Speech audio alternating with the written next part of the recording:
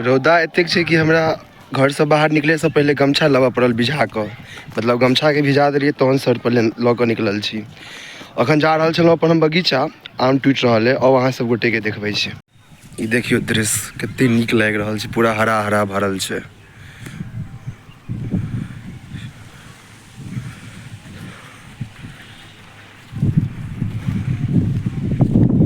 हमरा अबैएमे लेट भऽ गेलै तऽ पता चलल हमरा तऽ आम टूटि कऽ कम्प्लीट छै। देखियौ कैरेटमे आम राखल छै, एतऽ आम टूटि कऽ तऽ कम्प्लीट छै। देखियौ मालदह आम छी ई देखियौ हमर बड़का कोला।